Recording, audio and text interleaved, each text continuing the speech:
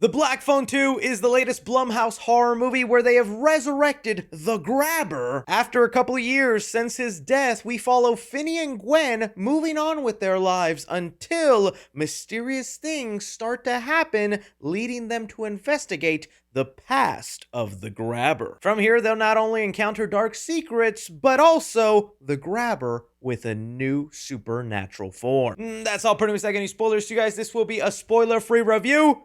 The Black Phone 2. So I got the lovely chance to check out The Black Phone 2 early at Fantastic Fest, where I was hanging out with a lot of other movie content creators. And when going to Fantastic Fest, while it's exciting to see a lot of movies I hadn't heard about yet and be introduced to them, there is also those bigger movies that I do look forward to, that I want to watch, and Black Phone 2 was that for me. I know people were mixed whenever they announced the sequel because, well, spoilers, the Grabber dies in the first movie, so it makes you think, what are they doing in a sequel, especially since it's not a prequel? And the trailers gave us that answer. They basically said, he's Freddy Krueger, y'all. He's haunting your dreams, he's killing you in your nightmares, and we don't want to hear that it's a ripoff. And as like one of the biggest Freddy Krueger fans on the planet, I let it slide. I have been begging for a Nightmare on Elm Street movie, and I still have yet to get one, so if there's somebody that wants to fill in those shoes and that void a little bit, go ahead, Grabber. Grab me wherever you'd like. And it's kind of interesting how Blumhouse is trying to prop him up as like a big horror icon. He has a scare actor at Halloween Horror Nights that I bumped into. He's got his face on Fanta. It seems like this is their first step into trying to franchise the Grabber and make as many sequels as you guys are willing to watch. So,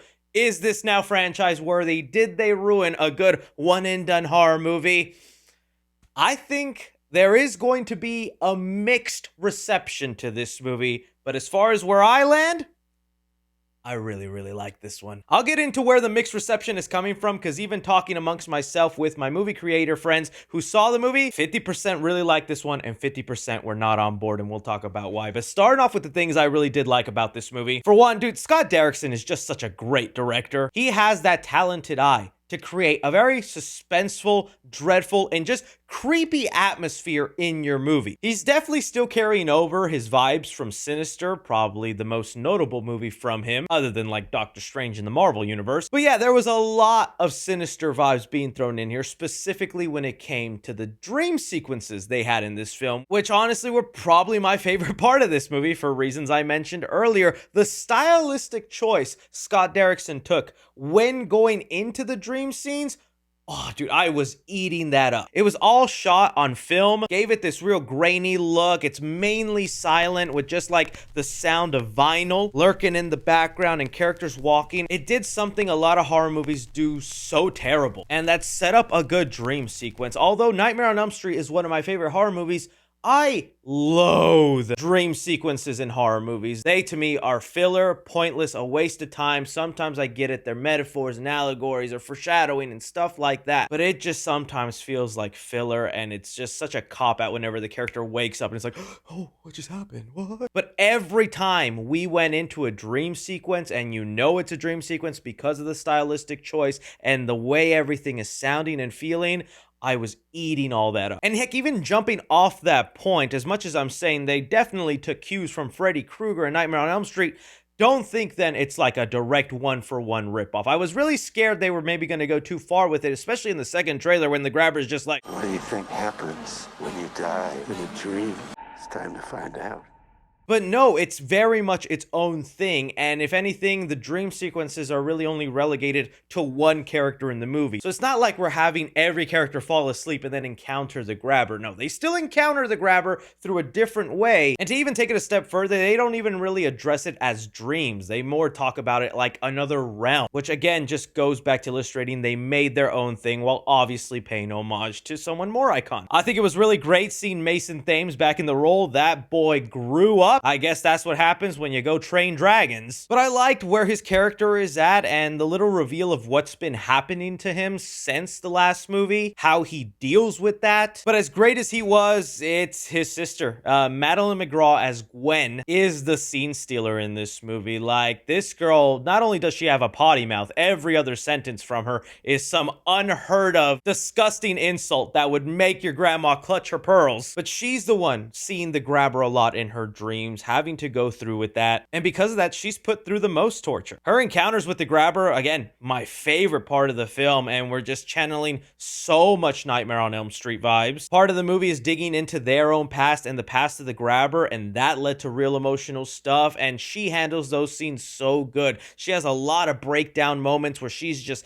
done with the grabber, done with everything happening with her, and again, I feel that like really lands, and there was a good part of me like on the verge of tears towards the end of the movie. With the digging into the grabber's past and finding out more about him, we know this is always a slippery slope, because once you start peeling back the layers of a cool killer, well, they're just no longer that interesting, or you ruin the mystique. I don't think that happens here with the grabber. I think there's still a lot of mystery in his character. It doesn't peel back too much, but it lets you in on how he's able to come back. And some of that lore expansion even made me appreciate the first movie. And that's always like a good sign when the sequel can make you look back on the first film and now see it in a different light because of the new information you've gotten from this film. It even like completely changed my perspective on one character. I'm not going to say who. I think they're still probably a terrible person, but you understand now what led them to that. And so it was like all those elements that I thought they did so well that just had me walking out so happy with the movie, feeling like this is a good sequel. I don't think they tarnish the reputation of the first film. And if they continue to come up with clever premises like they did with this one, yeah, you possibly could have a franchise on your hand. Whether they lean more into the Nightmare on Elm Street stuff, do something different or new, I wouldn't mind seeing the grabber again if they have some sort of way to do that. But now if I had to be honest on things I'm mixed to negative about, I really like this movie. I dug it a lot, but I don't want you to get the interpretation that I loved it. I came to the realization also when watching this movie that I like this one more than the first. I still think the first movie is a good movie, but over time, it hasn't aged well with me, and I don't think I love it like some people have. There's some people that swear by that first Black Phone, and I think that's awesome because I can see the elements of why some people would feel that way, but that's the trend I was noticing whenever this movie ended.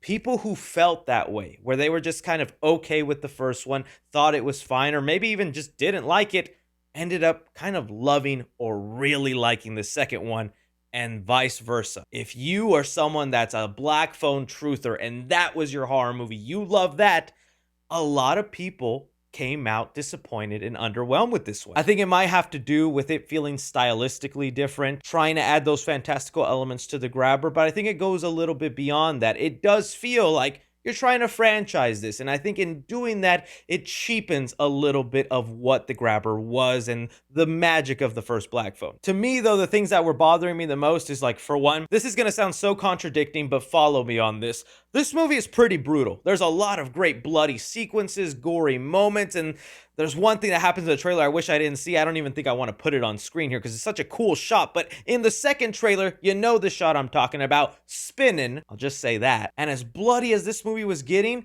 it still felt like they were actually holding back in other aspects and they were being tame, specifically when it came to the body count in this movie. I think that's one thing that kind of disappointed me with this film is he's such a cool villain now and I like him so much with his supernatural spin, but I was like, can you start like killing people? Come on now. I will say also the first 45 minutes are kind of a slugfest. It's reintroducing you back into the world, getting familiar with the characters, what they're up to, setting them up for their mission. And while that is all important stuff, the setup does feel like it takes a really long time and it feels like you're almost halfway through the movie before you start seeing the grabber do his thing. Once the mystery got picked up and we started peeling back layers on the past of the grabber, then I was locked in and it was just awesome until the end. But that first act might sour some people being like, dude, when is something gonna happen? Really though, that's kind of the biggest things for me. It's stuff where I still really enjoyed this movie. I like it a lot. I'd love to see more from the grabber if they decide to do it, but if it ends here,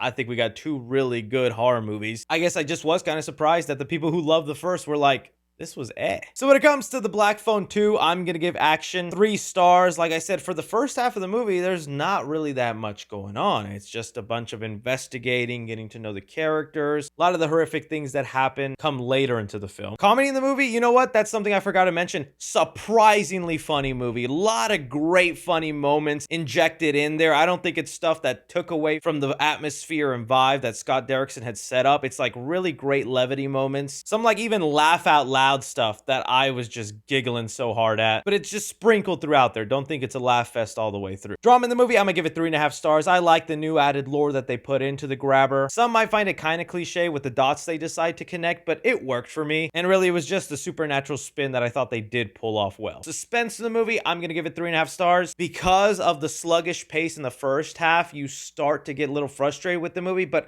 I think once the mystery kicks in and you know the stakes and how they have to defeat the grabber this time around, it does create some nice suspenseful moments. Horror in the movie, I'm gonna give it 3 stars. Like I said, I would have liked a bigger body count just to kind of really feel how big of a threat the grabber was, and when the end there wasn't really that many deaths and more just kind of shocking imagery, it took away that threatening feel that I thought the grabber was establishing so well. Looking at the 3 C's, I think this movie is best suited for the cinephiles. Going in as a casual, you're not gonna appreciate a lot of the lore building they continue on from the last movie, so I do recommend you watch the first movie. Critics, I think, will still appreciate the stylistic aspects that Scott Derrickson pulls off and the emotional beats they do hit with the characters, but you can feel them trying to franchise up this movie, and it leads to that cheapening of the brand feel because now it's trying to go commercial, which doesn't bother me as much, and again, it's kind of just what cinephiles wanted. Those entertaining comfort movies for the fans. So for The Black Phone 2, I think this is definitely worth checking out in theaters.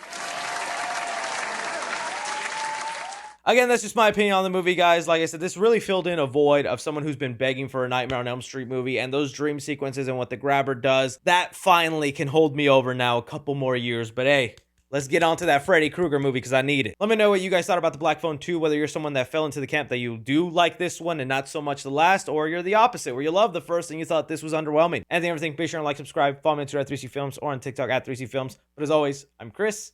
Take care.